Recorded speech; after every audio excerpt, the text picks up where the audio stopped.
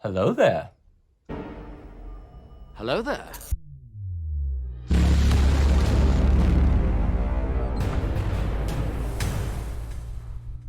With that said, we're going to jump right in. We're just going to go over number 7 in Activity C. We have 3 assignments for this upcoming week, so we're going to just go over just one review from last week. So first of all, we have teacher, okay, so it could be female teacher or male teacher. Okay, we're just going to make it as simple as it's been in our book, and we're going to say magister. Okay, my verb usually going at the end, so let's put my prepositional phrase after my subject.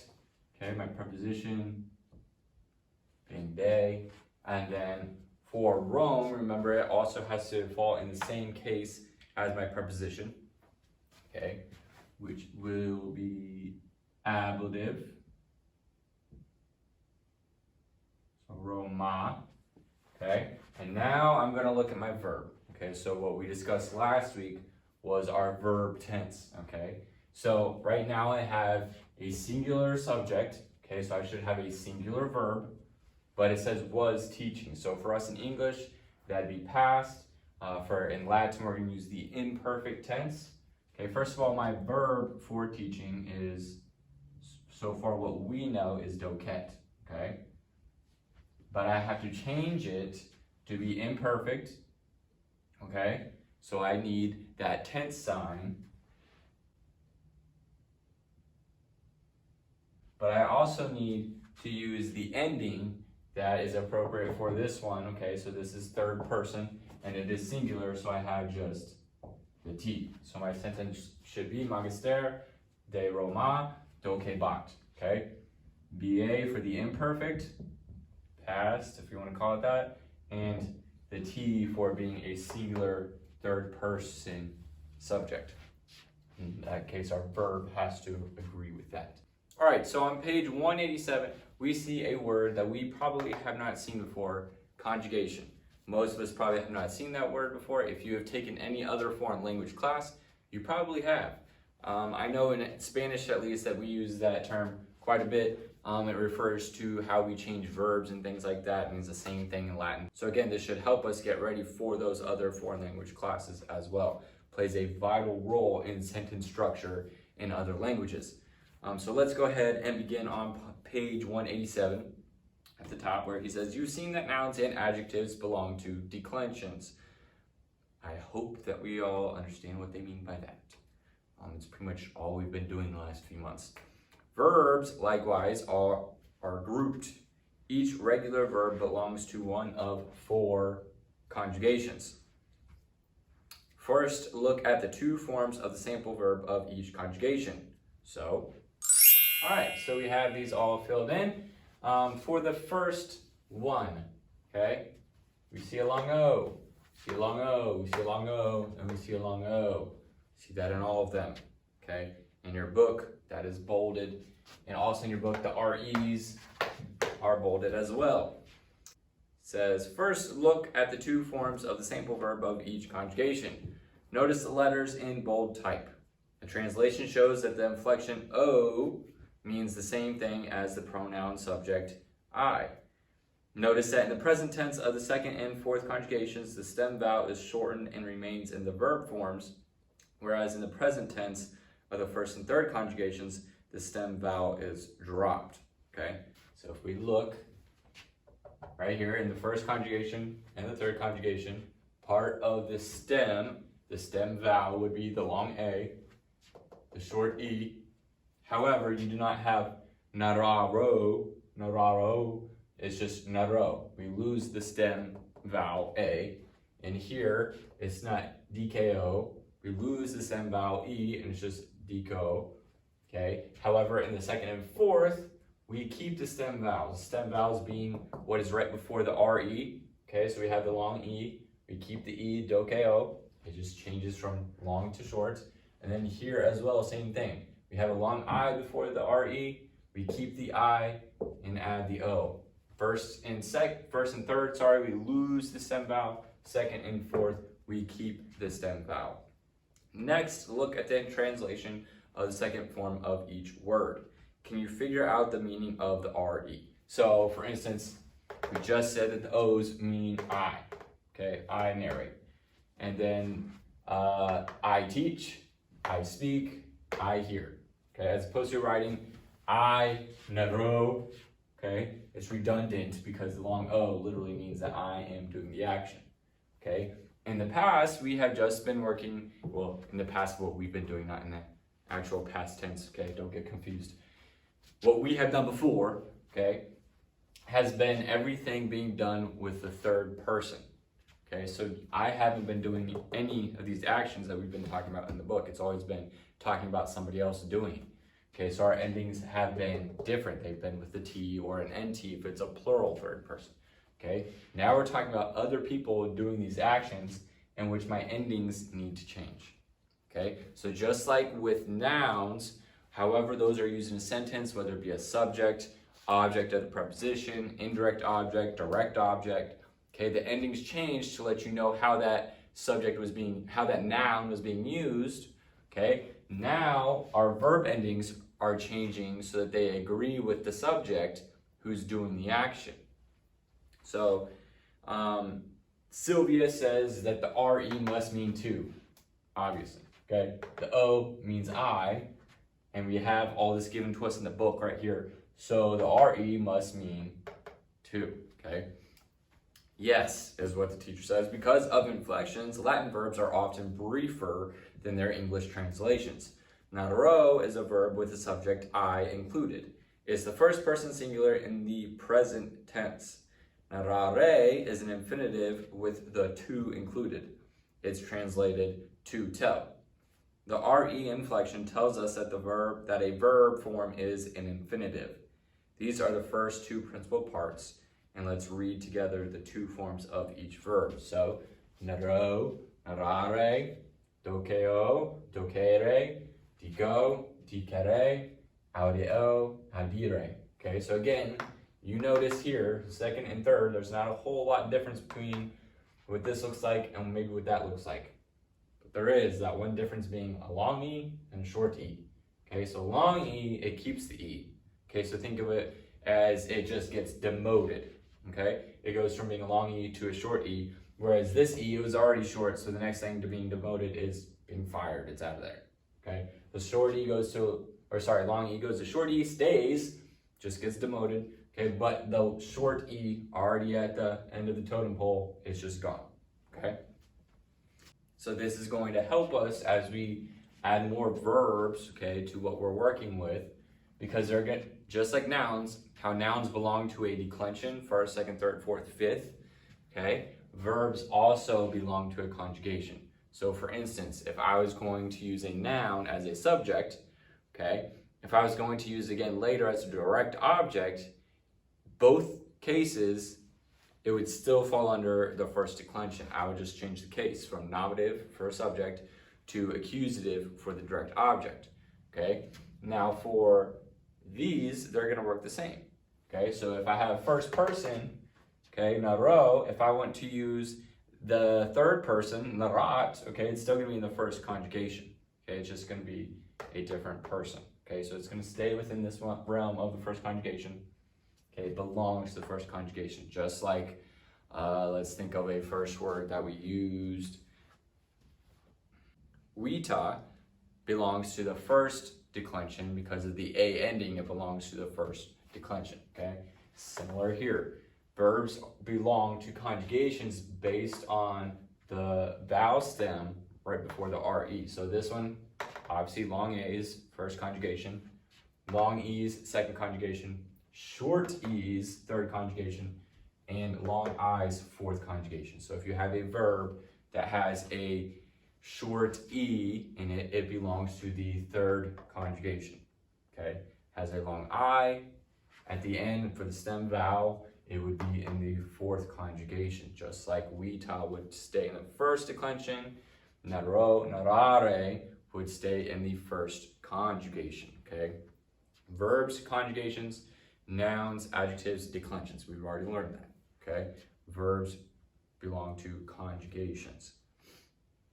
So it, again, just like it's important to know what declension a noun is in so that we can go down the declension correctly, Okay, we also need to know what conjugation a verb is in so that we can conjugate it correctly.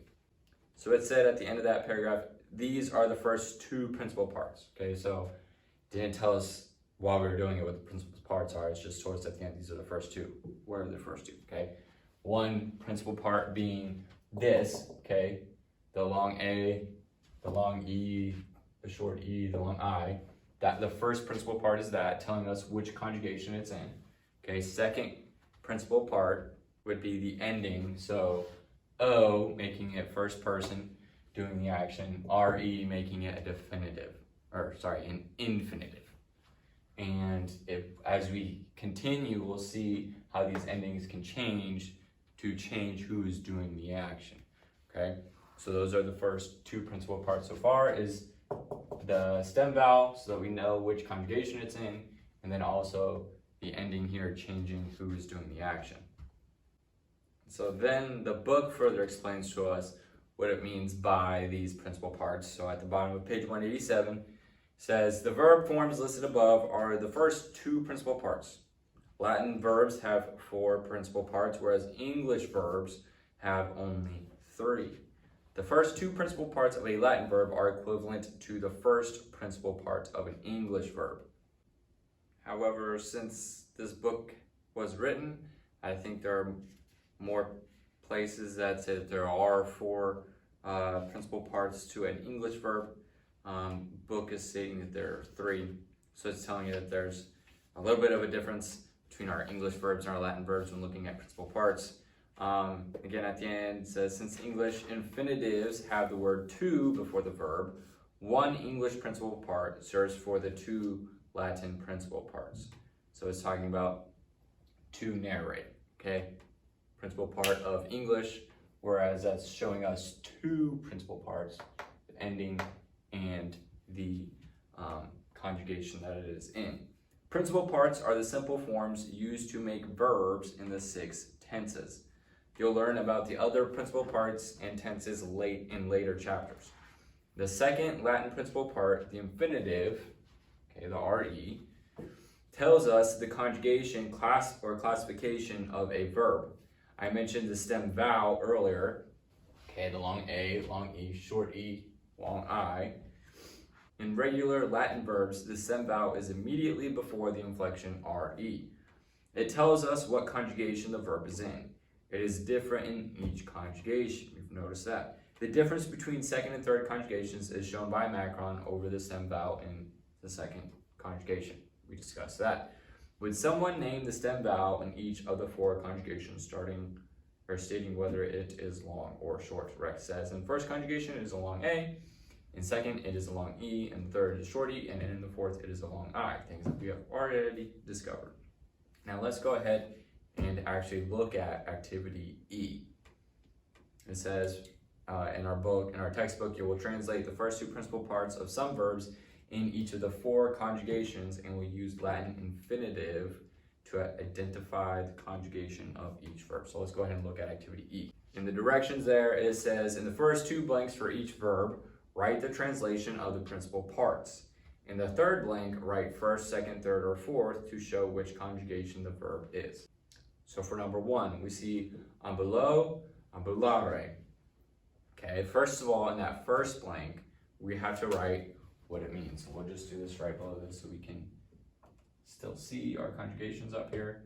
Okay, so we have 3 blanks. So obviously they're a little bit longer than that. So in that first blank, I have to translate ambulo. Okay, again, the long O means that I am doing the action. And what does ambulat mean? It means walk.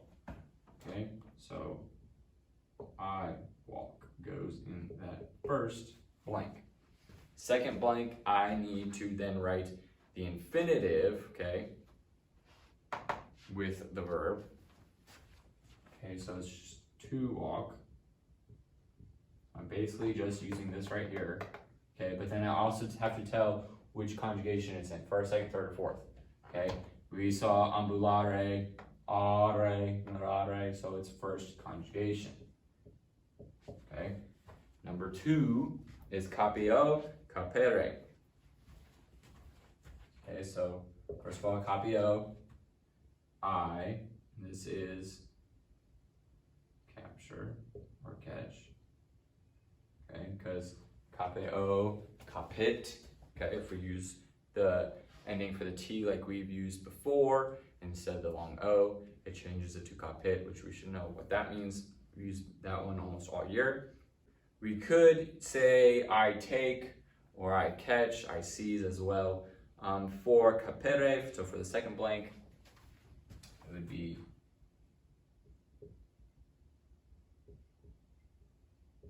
to capture, because remember I'm using my infinitive here.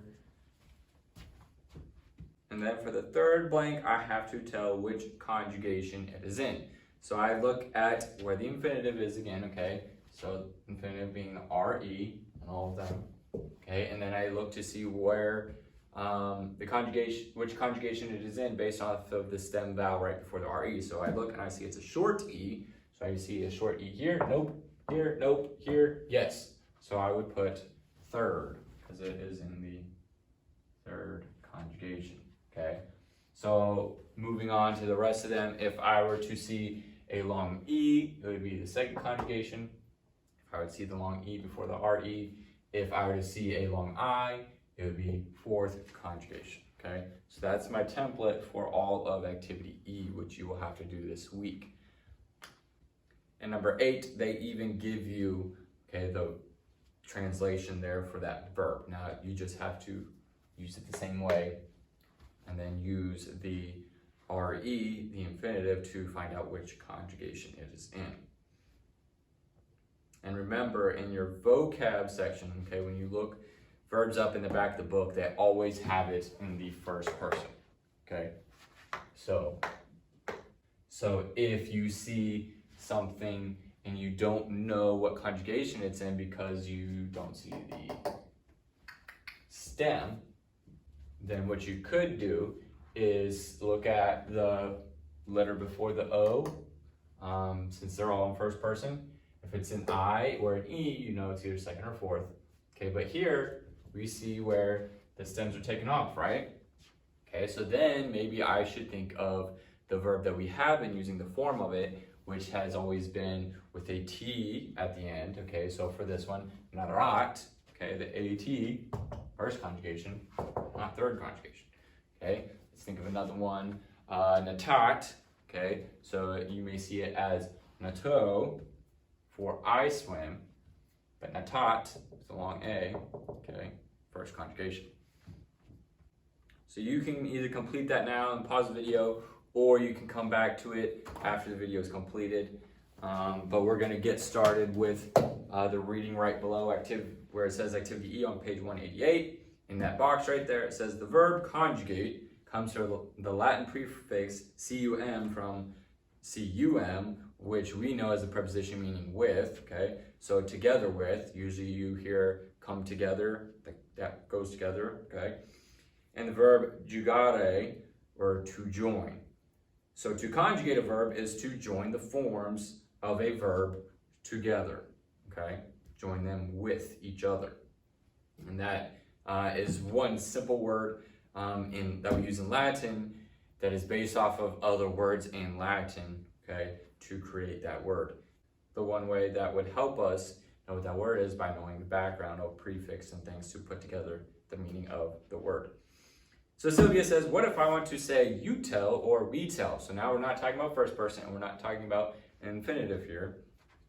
He says, to know singular and plural forms for I, we, you, he or she or it or they, you need to know how to conjugate verbs. That means to list the verb forms in order. An organized list of verb forms is a conjugation. Okay, first, second, third, fourth conjugation. They have a whole thing attached to them. Just as an organized list of noun or adjective form is a declension. So just as we learned first declension, nominative, genitive, dative, accusative, ablative. Second declension also has nominative, genitive, dative, accusative, ablative, so on and so forth with third, fourth, and fifth. They all have the same cases, but those cases and those declensions are different endings, okay? Same thing. First conjugation all the way through the fourth conjugation are going to have the same principal parts to it. However, their endings will be different just like the chart for a noun chart, they were different as well. So here is an English conjugation of a present tense verb, and you see on page 189 what it is describing for you there. In the singular, you have I tell for the first person, you tell for the second person, and he, she, or it tells for the third person. And then you go to the plural, first person is we tell, second person is you tell, again, and third person is they tell. Hopefully we have all worked on things like this in our English classes in the years previous, so that this should not be a new concept for us, what first person is, what second person is, what third person is, the difference between singular third person and plural third person. Hopefully we all understand the difference between that. If we don't, that chart makes it pretty easy for us right there. It says, notice the pronouns used in the English conjugation. They are the subjects that show the person and number of the verbs. If the subject is I or we, the verb is first person. If the subject is you, the verb is second person. If the subject is he, she, it, they, another pronoun or any noun, the verb is third person. Okay, so we've been working with third person verbs all year. I'm going to say that again because I've said that a lot in the previous weeks and today. So when we've been talking about somebody else doing an action, whether it be an elephant or whether it be Cincinnatus, we've always used third person nouns. Now we're going to start talking about a conversation where I'm having with you, so it's second person, or first person, I'm doing the action. Latin verb inflections show the person and number of a verb. Long O, S, T, mus, tis, nt, I, you, he, she, it, we, you, they. Okay. Here is the present tense conjugation of a first conjugation verb. So if you just look at it and you don't look at the actual words in the chart, okay, you see how it's set up the exact same way as the English. Okay, so that means that that is the exact translation for the Latin. So when I see naro, I look up, I tell. Naras, I look up, what matches that is you tell in the singular. I look at narat, I look up in the English, that means he, she, it tells. Okay, I go over the plural, same thing. It matches what is in the English above it.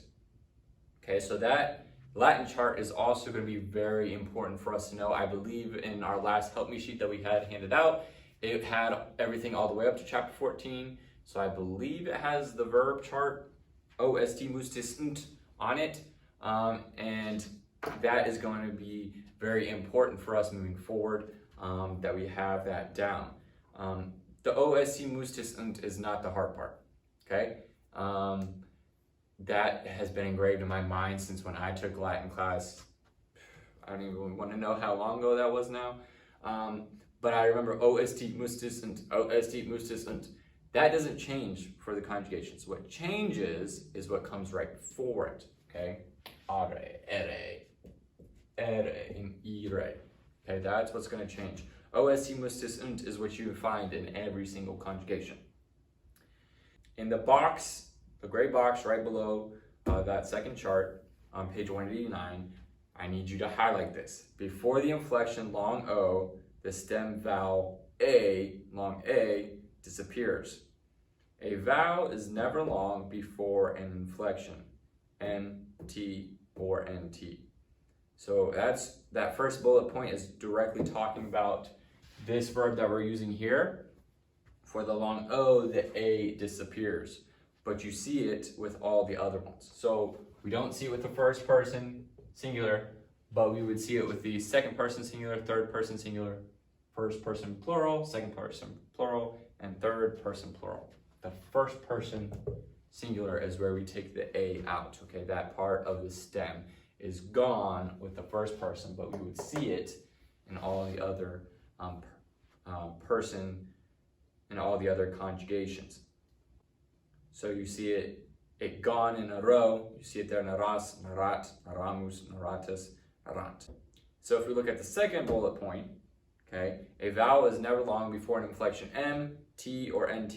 So let's go back and look right above it. Okay, the S, it is long because it's not NT or NT. Look at the T, it's short because that's on that bullet point.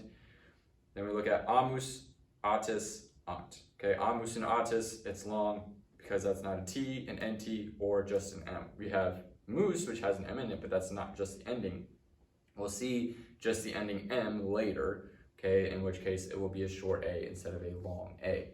Okay, but for the most part, okay, our long A is going to stay throughout the first, second, third person, singular, and plural, except for when we see MT or NT after the A. So again, for instance, just to help you out, when we see Narat, it's short because in our bullet it says that if the vowel is before M, T, or NT. This would be a T, so it's short. If I say third person plural, Narat, still short, okay? But if I'm going to say second person singular, Narat, it is long because it's not an M, a T, or NT. So it's going to stay long. The only time that it's short is with the MT or NT, okay? So we move on to Clara talking now. She says, didn't the Romans have pronouns? Yes, but they didn't need them to show the person of a verb, as we can tell. Here are the nominative case forms of the personal pronouns, which they seldom use. The syllables are divided to help you pronounce the words correctly. Okay, now we're going to use it a little bit in this lesson, but for the most part, when we are talking about a pronoun being the subject in a sentence, we're just going to rely on the verb to tell us who is doing the action. So we see in that chart, ego, which means I, tu, which is you, singular, is, ea, id, he, she, it. Then we go to the plural, nos, which means we, vos, not vos, which means you, okay, in the plural. And then we have ei, ai, ea, which is they. And if the first person singular makes you think of a waffle, well, there's probably a good reason for that. Ego sounds pretty much the same, just the brand has an extra G, which there's no connection here, unfortunately. Ego just referring to the fact that their waffles initially tasted like egg, they had the egg substance in there. So they changed their name to Ego because of that, because people said that the waffles taste like that egg in them. The original name was actually Froffles, okay, for frozen waffles. Really creative there. But we know it as Lego my ego, okay? So Lego my ego, okay, ego meaning mine, okay, first person. Maybe we can make that connection there.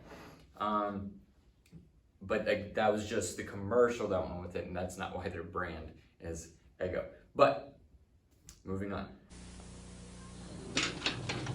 Lego my ego. You Lego my ego. Give you my skateboard. For breakfast? Some donuts. I'll go nuts if you don't Lego my ego. Oh, Dennis, I just love the yummy taste of Eggo waffles, so please Lego. It's green and purple and has a million legs. I don't know. Me either, but it's crawling up your arm. Up! Start your good breakfast with Eggo waffles from Kellogg's. Little brothers. May I ask what you're doing? Training, Dad. And that warm, crisp Eggo waffle pops up. It's mine. Well, I've been thinking about the taste of a golden brown Eggo all morning, and I'm pretty quick myself. Dad, I've got youth on my side. Experience is what counts here. You see, when you really know what you... Let me know how it turns out, guys. Hey! Lego my Eggo! Nutritious Eggo waffles from Kellogg's, and now introducing Eggo Special K waffles, also too good to let go. Comes to great taste in Eggo waffles. Nobody likes them more than Dan Marley, except maybe his longtime rival, B.J. Armstrong. Dan knows B.J. loves that golden Eggo crispness. B.J. knows Dan loves that delicious Eggo taste. Only thing they didn't know was how much Marty Dawson loves him. Hey, it's Eggo my Eggo!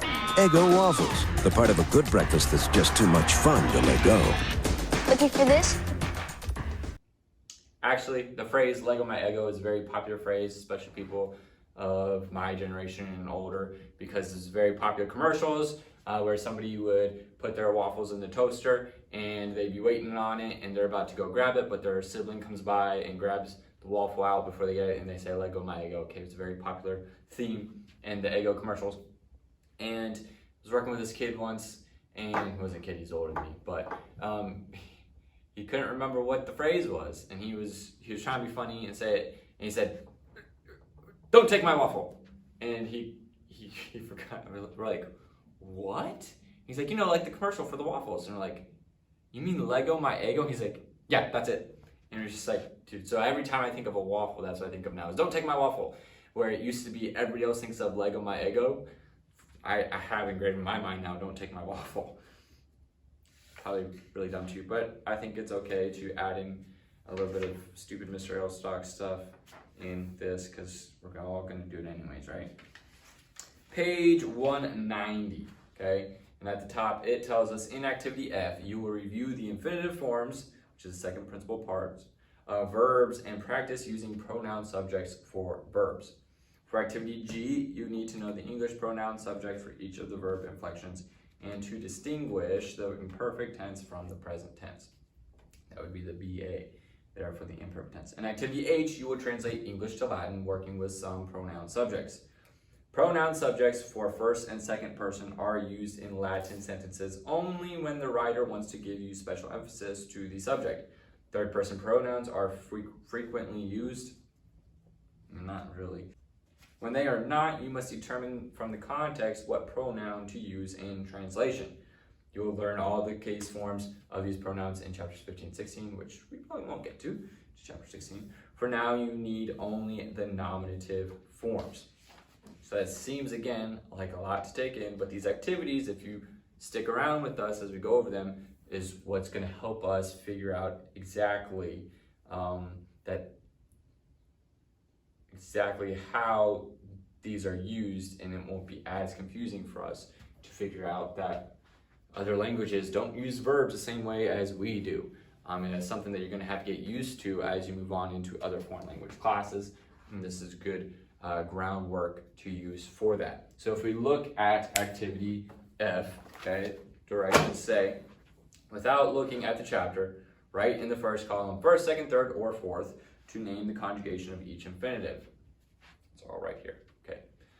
For verbs in the second column, write the Latin pronoun subject, and then the translation of the verb, but without any auxiliary, so without any helping verbs, including its pronoun subject.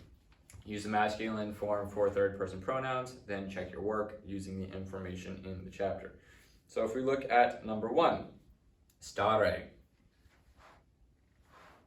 First conjugation has an A. Stas, okay? For that blank, okay? It says to write the Latin pronoun subject, okay? So then we're gonna look at page 189. Okay, so I see in that second chart on page 189, I see the verb endings there, okay? Where I see the S ending is in the second person singular, okay? So then I'm going to go down to my third chart on page 189, and I'm gonna match that with that pronoun. So if I go to my singular second person, that would be tu, T long U. That would go in my second blank. Okay, so let's go ahead and we'll just write this on the board so we can figure this out. So number 1, we had stare, okay? We know that that's first conjugation, so we wrote in the blank, and then it gave us stas, okay? And in the first blank, because we see the S, okay, second person singular, we're gonna write the actual pronoun that we use not so often in Latin, okay? Tu, which means you, and it's the singular form of you. We see that on page 189, again, the third chart there at the bottom. And then it tells us that we need the translation of the verb without an auxiliary or helping verb, okay, including its pronoun subject. So now we're going to include the English form of this, and we're going to translate this right here. So, again, our verb means stand, okay? So I'm going to have you stand, just that simple. Okay, so first blank, we're telling which conjugation it's in.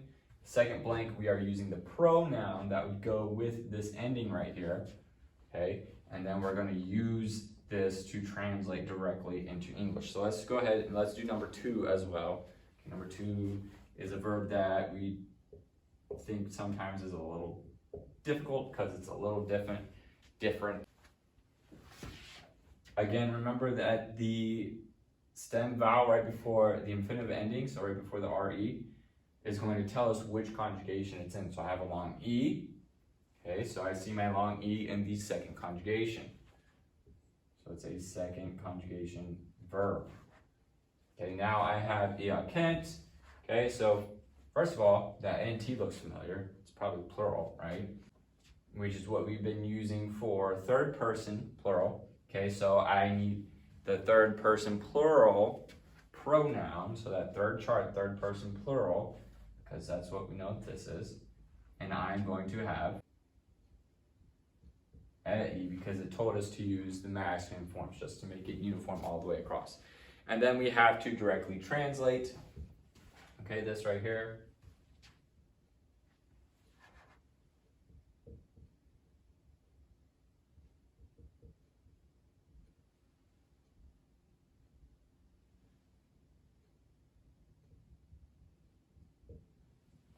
They lie or rest. Okay, so again, looking at the first part, gave us the infinitive, to lie or to rest.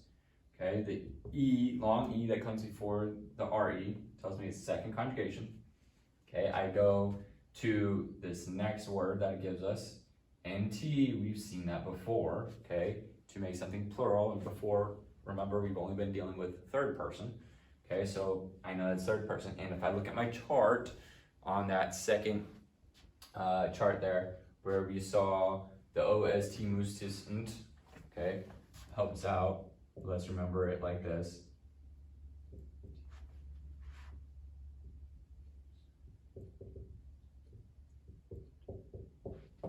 Okay, like it is in the chart. First person, second person, third person, singular, plural. Okay, OST mustisnt, okay, plural, and third person, NT. Okay, so I need my third person plural pronoun, and remember in the directions it told us to use the masculine form, which would be e. Okay, they lie or they rest. We're gonna actually do number 3 as well, because this is just a concept that we definitely need to get down. And I believe it has ambulare. Okay, telling us again, first conjugation verb. Okay, because we have the long A before the RE there. Okay, so I know it's a first conjugation verb, and then it gives us ambulamus. This is when Latin starts getting fun, because you start getting different endings and they're more fun to say. Ambulamus. Okay, if I look at that chart, that second chart there where I see my endings for my verbs, I see mus right there. Okay, remember first, second, third. So it's first person, and it is in the plural column. Okay, so I'm talking about we here. And then if I go down to my third chart, okay, where I would see we is nos. Okay, and if you know any bit of Spanish, you might see this word used a little bit, or words very similar to that. And then we have to translate directly what this means. So again, nos meaning we, okay? It's first person plural, that's we, okay? And then our verb being we walk. Before I move on to the next activity, let's use this verb and let's add something to it, okay? Just to use it as practice, because it's a word that we're familiar with now. Let's do this.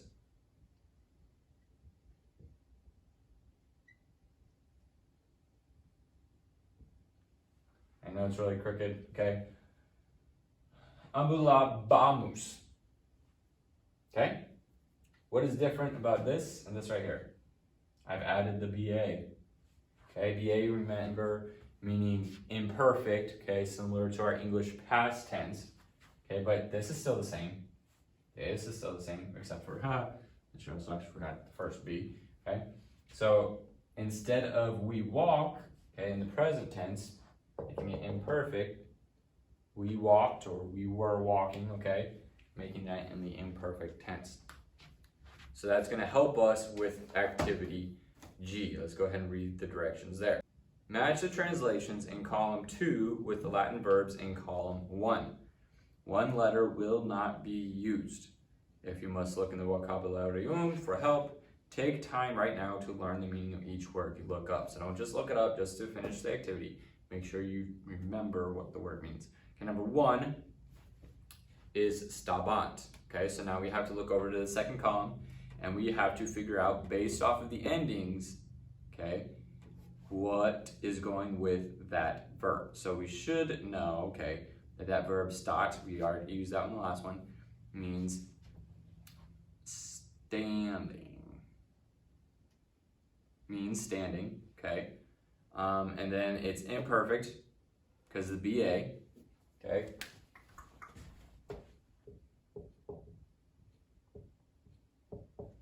The BA makes it imperfect, and then I have my ending is an NT. And we've used this one quite a bit before.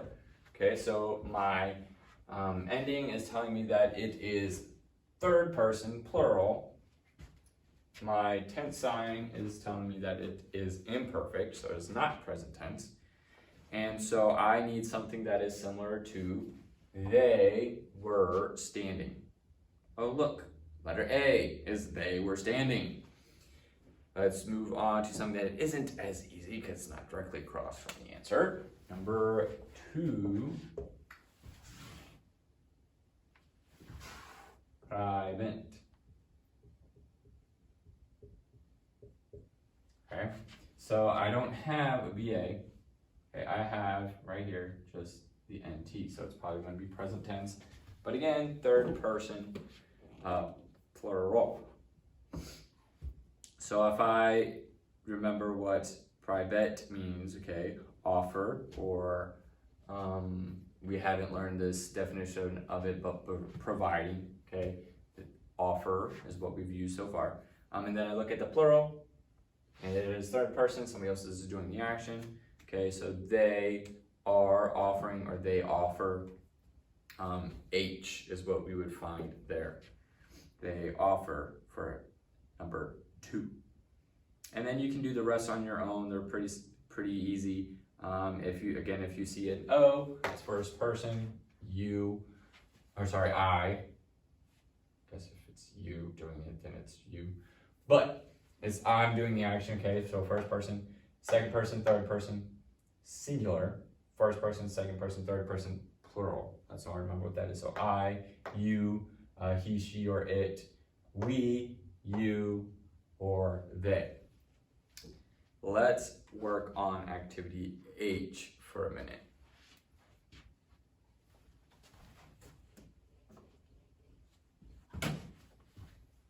Again, hopefully you are sticking around because these are helping you with your homework, hopefully. It says, write each of the following brief sentences in Latin. Put correct case endings on the Latin nouns as well as the correct inflections of the verbs. Number 1, brave men were fighting the Romans. So I know that my verb is fighting. Okay, so we're going to stick that on at the end. We'll do that last. I know that the brave men are the ones doing the action, and the Romans are the ones receiving the action. Okay, so brave men is the subject, Romans is the direct object. So I need the plural nominative form of men, which is really, okay, my adjective going after the noun it modifies, which is brave. Okay, so it needs to be in the nominative form masculine. And if you've been doing those weekly brush-ups of that with that online resource, hopefully that is helping you out. It should be if you're actually trying to get right, not just clicking through it. And then I need Romans as a direct object and plural.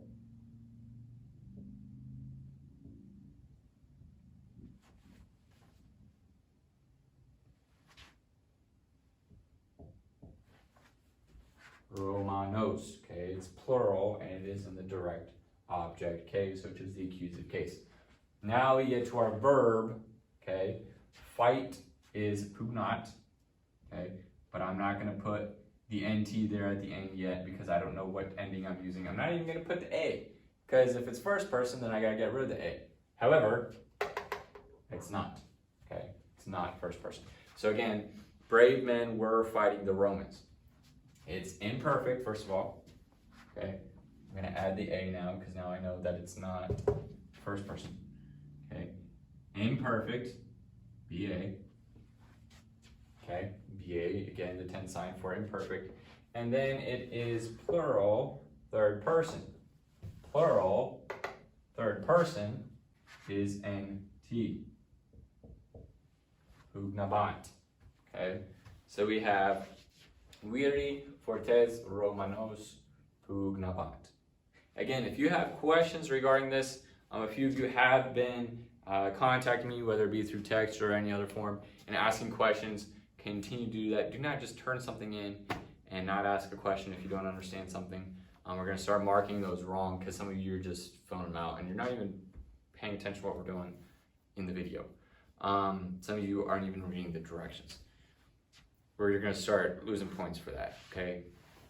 Yes, I understand it's difficult doing work at home, trust me. I know, okay? And we're almost done, okay? We're all ready for vacation, right? It's May now. But stay with us, okay? We still have a little bit to learn here before we can finally say that maybe you're ready for Spanish, okay? Or whatever foreign language you're taking next. But we need to get to that point, and learning these conjugations is going to help, okay? So again, we have principal parts of a verb, okay? With those principal parts so far, we have two. We have the RE, the ending, telling us that it's an infinitive. And then we also have the A before telling us which conjugation it's in, okay? Or the long E before the short E, or the long I telling us which conjugation those verbs belong to. And then we have narro, meaning I do the action, I narrate, okay? And then we learn our chart for the rest of the endings, okay? That go in each conjugation, how to use first person, second person, third person, singular, and plural.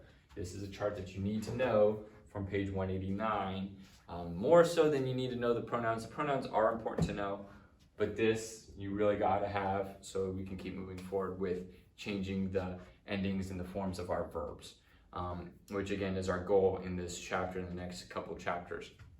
Again, if you have questions, let me know, let Ms. Ailstock know, that way we can help you, we can provide assistance, which is what we are here for. Guys, you will also have a vocab quiz that will be posted towards the end of this week, and then you'll have about a week to complete that as well. So it kind of overlaps with what we're doing with the video and the activities that we're doing, just to give you a little bit of wiggle room to move some things around so you're not bogged down with just Latin. But we do need to, again, remember some of these new vocab words, so it helps us get these activities done a little bit faster, so we don't have to keep looking back and back for book or in a help me sheet. So hopefully these videos are helping you both in Latin and in Bible class. Again, we need to come out of this thing showing that we have been diligent and we are working on ourselves. And I think working in every area, every class, and things that we were dedicated to before, that can help in that process. For those of you that aren't in Bible class, I've been posting videos to that YouTube channel, the same one with the Latin videos, our weekly Bible lessons. So if you think maybe you're interested in that, feel free to watch those. And we have some of those extra videos that for some reason I decide to do, and those sometimes as well. But just trying to keep it lighthearted, but at the same time, trying to help you guys realize that we can continue to make progress with everything going on right now. So again, I hope you guys are doing great, staying safe.